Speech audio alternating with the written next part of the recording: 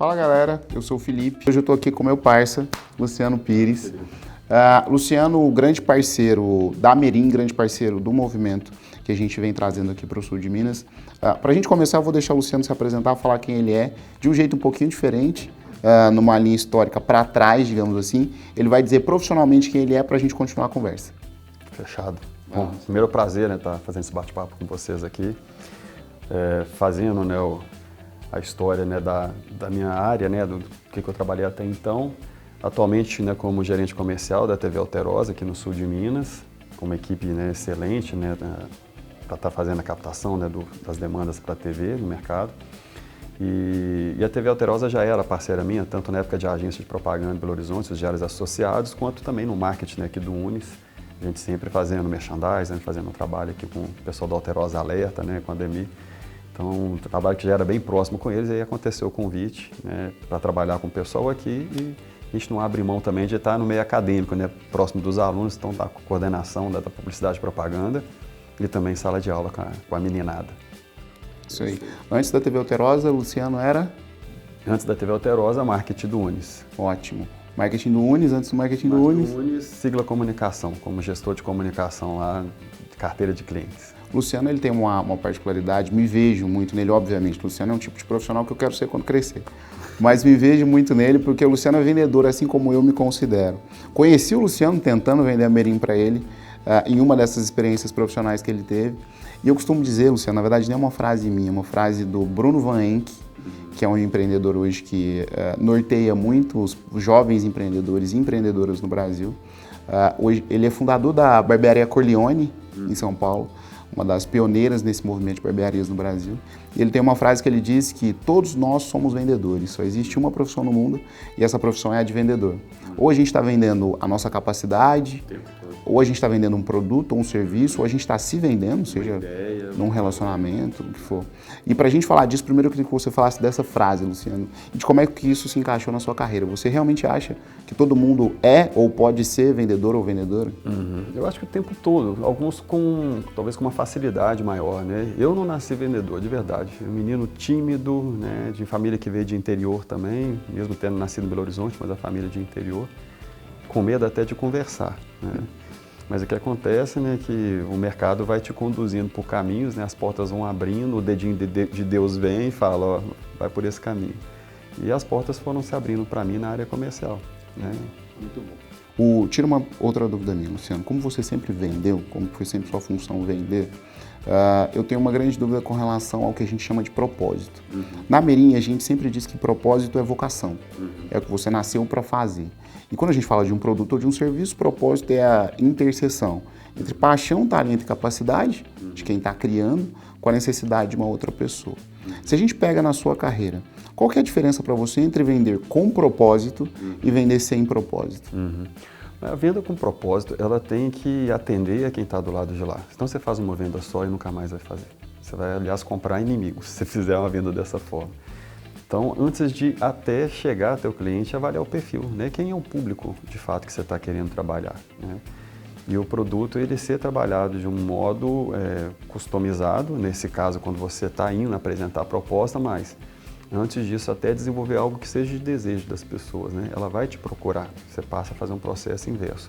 Eu gosto muito de uma metáfora, se você faz a gente chama até do efeito, né, com uma borboleta, né? Se você vai pegar uma borboleta no laço com um cestinho, é uma forma, você vai trazer um cliente na marra, você vai lá na cestinha, pega e traz ele para cá e coloca ele lá dentro da caixinha, né? Mas se você faz um jardim muito bem cuidado, a borboleta já vem. Então, a venda com propósito é assim, você já tem algo que é de desejo, o esforço de vendas é menor e a pessoa vem porque ela tem interesse naquele produto que você está entregando. É um produto de qualidade. Então, a venda de propósito ela tem que estar muito alinhada com a expectativa de quem está comprando, de quem está buscando esse produto. E, ao mesmo tempo, você levar o nível de satisfação, a própria experiência de compra, ela tem que ser a mais alta possível, né? Uma das coisas que a gente diz muito também nas nossas consultorias, nos nossos atendimentos e até nos nossos conteúdos, é que as pessoas não compram mais o que você faz. Elas compram o porquê você faz. E vai ser cada vez menos sobre o que você vende e cada vez mais sobre o que as pessoas compram. Os vendedores e as vendedoras, eles sempre aprenderam que para vender você tinha que convencer. persuadir. O que é isso para você hoje, Luciano? Como é que você treina os teus times de venda e como é que você mostra para eles que hoje existe um outro lado, o lado muito mais do encantamento? A empatia, ela nunca pode ficar de lado, né? Principalmente quando você trabalha na TV Alterosa Sul de Minas, é um trabalho que envolve muito a empatia, né? De ter relacionamento com as pessoas, isso é fundamental, gerar laço, gerar confiança. Eu escutei uma vez de um cliente, acho que isso serve para responder a questão. Ele virou para mim depois do contrato assinado, olho no olho, e falou assim: primeiro eu comprei você, agora eu vou comprar a sua empresa, então cuidado com o que você está fazendo. E isso dá uma responsabilidade, você sente o peso nas costas quando o cliente te fala isso. E eu falei assim, fica tranquilo, sua comunicação está em boas mãos. E daí para frente a relação com ele, o laço de confiança foi muito grande, porque eu sabia que ele confiava muito em mim principalmente. Porque o vendedor, ele é a empresa. Sim. E quando ele está ali, né, falando da empresa, apresentando um projeto, apresentando uma ideia, quem está do lado de lá está comprando o que você está apresentando primeiro, né? Então, eu acho que isso é o principal, sabe? Gerar esse laço, essa empatia. Então, é fundamental. Quando fala da persuasão, ela acaba sendo quase que uma sequência, né? De você fazer as perguntas certas para conseguir conduzir e entregar o que a pessoa está querendo. Começa por aí, faz a pergunta certa. Excelente. Luciano, pra gente falar também, porque a gente tá falando como se a gente só acertasse. Obviamente a gente erra pra caramba. Tem alguma situação na tua carreira, dentro dessas empresas que você citou, coisas que aconteceram com você, que te fizeram aprender por meio dos seus erros, alguma história? Eu acho que uma primeira, eu lembrei de imediato aqui. Enquanto agência de propaganda, a gente fechou uma parceria com o Hospital de Olhos de Minas Gerais, da clínica Dr. Ricardo Guimarães. E por ser um negócio muito específico, a gente começou a entender, depois de já ter assinado o contrato, que precisava de gente que entendesse muito do que eles queriam, porque a área médica não é qualquer um que você faz. Existe o CRM, que ele tem uma série de legislação do que pode fazer, o que não pode fazer. E por mais que a gente se esforçasse, era muito específico. Então foi um contrato que durou 6 meses. Então eu senti que a gente podia ter aprofundado mais, entendido melhor o que era o cliente, e aí falei assim, opa, eu não vou trabalhar com você agora porque eu não estou preparado para isso. Eu já tive uma vez com o Shopping Cidade e neguei e falei assim, olha, eu não vou participar nem da concorrência. Shopping Cidade em Belo Horizonte. Porque a gente não tinha, na época, uma estrutura que atendesse um shopping. E a gente assustou, falei assim, olha, eu vou atender uma conta para depois, né, a própria pessoa que me convidou para participar, que era inclusive amiga minha e é até hoje, né, da área de marketing lá, para fazer um trabalho ruim, eu perco a amizade e perco o cliente. Não, o Tom sabe, eu não falo não para cliente, gente. Eu não falo. Tu aprende agora, né? Doeu ter falado não, mas meus sócios me convenceram, cara, não faz isso não, você vai queimar seu filme com a sua amiga. A gente hoje não tem estrutura para atender. A sigla tinha acabado de nascer, a agência, eram uns 4 sócios e uma estagiária, tinha acabado de nascer. E eles ficaram com muito medo, cara, vamos começar, vamos estruturar, e quem sabe lá na frente a gente atende. Então, eu acho que foi uma decisão assertiva na época. A gente estruturou e, lógico, os clientes maiores vieram depois. Muito bom. Dentro da nossa estrutura, você conhece ela desde muito cedo, a gente sempre teve limite de recurso, de pessoas e de tempo. Então, a gente sempre teve que ser muito criativo para chegar até as contas que a gente atende hoje, onde a gente acaba tendo mais pessoas para nos ajudar. Mas, desde o princípio, a gente sempre fez uma definição muito clara do que era para a gente prospecção, do que era conversão de negócio e do que era fidelização de cliente. Eu sinto que a maioria das estruturas de venda, elas se confundem muito entre essas 3 etapas e acaba deixando para o vendedor ou para a vendedora fazer tudo, né? Prospecta, fecha negócio e fideliza. E a gente começou a aprender que é igual pato, né? Pato nada, anda e voa. Só que não faz nenhuma das 3 coisas direito. Hoje, como é que você enxerga isso, Luciano? Como é que foi isso na tua carreira? Por mais que, obviamente, a maioria das empresas não tenha a condição de ter uma pessoa para cada situação, como é que a gente define cada uma dessas caixinhas hoje? Eu penso assim, a prospecção hoje, a gente tem a tecnologia muito a favor. Então, você consegue utilizar muito, né, as próprias mídias sociais, a publicidade, né, pago ou não, né, usando as ferramentas que o Google oferece, o Facebook oferece, entre outras mais, né, falando das 2 principais, talvez, aí. A tecnologia ajuda muito na questão da prospecção, fora outras, né? Você tem ali desde um HubSpot, no RD, que otimiza, né, e usa inteligência artificial para diminuir a quantidade de tempo que um profissional de vendas teria que ter para ele sobrar tempo para ele fazer relacionamento. Então, o vendedor acaba tendo mais tempo para relacionar, para atender melhor, né, e fazer uma venda mais técnica, mais consultiva. A venda consultiva é fundamental nesse caso. A tecnologia ajuda. Na primeira, que a gente chama, né, dentro do funil de vendas, né, você encher a boca do funil e depois você vai fazendo esse tratamento. Então, a inteligência artificial, a tecnologia ajuda muito nisso. para a etapa seguinte de conversão, vai muito do próprio experiência de vendas, né, do vendedor, exatamente, mas até da própria tecnologia ajudar na nutrição também desse contato. Você gerou um contato, vamos fazer a nutrição dele, esquenta esse contato para chegar no momento certo e você fazer a conversão.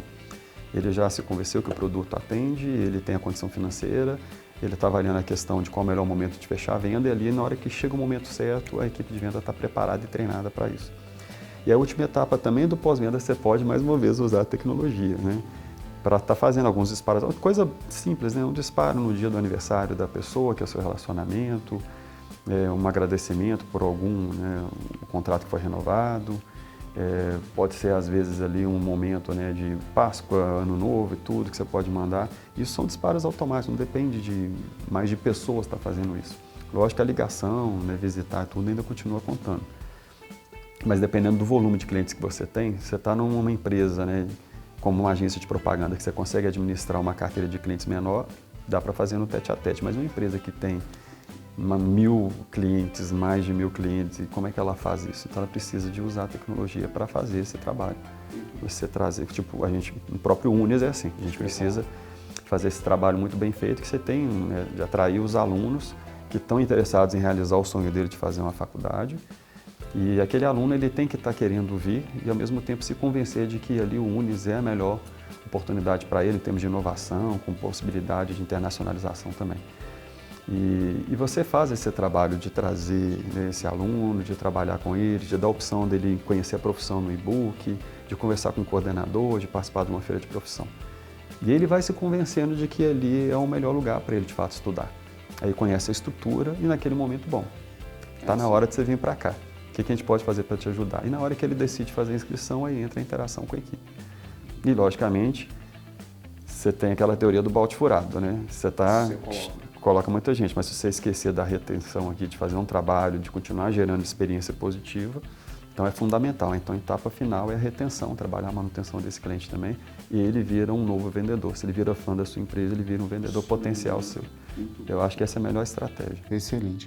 A gente costuma dizer também que hoje a gente está muito mimado, né? A gente, que eu digo, nós consumidores, como a gente tem experiências muito fluidas com Netflix, com o Uber, com o iFood, a gente acaba achando que essas experiências elas têm que ser replicadas para todas as outras realidades. E isso cria um desafio para as marcas que ele é muito grande. E aí, fazendo até um experimento com vários dos nossos clientes, a gente sempre pergunta, né, o que você acha que diferencia a tua entrega das demais? E por unanimidade, o que cai muito na nossa caixinha é qualidade. Só que a gente sempre diz, qualidade é interpretação. O que é qualidade para mim pode não ser para você. Eu sempre faço essa pergunta quando alguém fala no briefing, né? E o cliente fala, não, meu principal diferencial é a qualidade. Eu falo, qualidade em quê? O que você faz de diferente que o seu concorrente não faz? A gente sempre faz uma pergunta, o que só você tem que todo mundo queria ter? Aprendi isso com um cara muito bom até. Mas fala para mim mais disso. Eu sei quem é esse cara. Mas então acho que é isso, cara. Se você, a forma para ficar rico, né, que a gente conversou, né? Se você descobre que você sabe fazer de melhor e que todo mundo está querendo, acabou. Não tem concorrente mais. Muito bom. Então é acertar essa forma. Excelente. Para a gente finalizar, Luciano, a gente fala não só com negócios, com empresas, mas a gente fala com muita gente também que está começando a carreira e precisa achar um caminho. E quando a gente vira vendedor, porque eu também acho que pouquíssimas pessoas nascem vendedoras, a gente sempre tem aquela frase, vendedor é quem não deu certo. Né? A pessoa não deu certo. Mas o que eu queria dizer é o seguinte, o que você daria de dica para um vendedor que está começando ou para uma vendedora que está começando? Eu vou contar assim rapidamente, eu acho que a gente pode brincar com isso. A minha primeira treinamento de vendas, como eu falei, né? Menino tímido, nunca tinha mexido com vendas. Estava indo para a área de criação, que eu sempre fui muito da questão da criação, da arte, né? Design. Mas aí surgiu a oportunidade para trabalhar com vendas, para ganhar muito mais, né? O vendedor ele vive de meta, vive de venda, né? De comissão. Isso aqui motiva muito, né? E aí, com a primeira experiência minha de vendas, né, foi até na Visual, foi muito engraçado, né? O meu diretor, eu perguntei, mas e o treinamento? Eu nunca trabalhei com vendas. Antigamente tinha aquelas páginas amarelas com endereço e telefone. Ele pegou aquilo, jogou aquele calhamaço na minha mesa, começa a ligar, meu querido. E esse foi meu treinamento de vendas. Então, assim, tem que ter disposição, proatividade. Peguei, fui olhando, assim, vou olhar o anúncio maior, que esse cara deve ter dinheiro, né? Sim. Fui lá no finalzinho, que sempre tinha uns anúncios maiores, vou começar por esse. Telefone. Primeira ligação minha, não sabia nem o telefone da empresa que eu estava trabalhando. Eu só me passa o telefone que eu vou te ligar, porque o diretor está em reunião. Eu tive que assim, só um minuto. Qual que é o telefone daqui? Então no começo é assim, você erra, faz bobagem, tudo. Às vezes precisa contar com a ajuda de algum amigo, né? Quem está começando sempre, quem tem mais experiência cola, aprende as coisas boas. Às vezes você tem que desconsiderar esse comportamento, eu não acho que é legal, então eu não vou absorver. Mas pega o que tem de melhor e vai construindo a sua base. E eu fiz assim, eu achei que deu muito certo.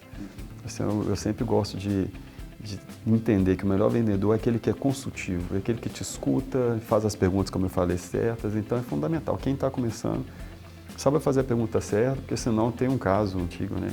Mário Persona, que é uma excelente pessoa nessa área.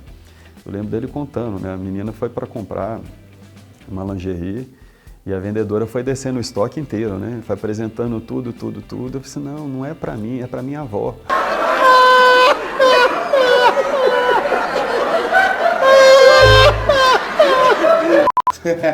E aí, eu falei, é para sua avó. Se ela tivesse feito a pergunta, para quem é?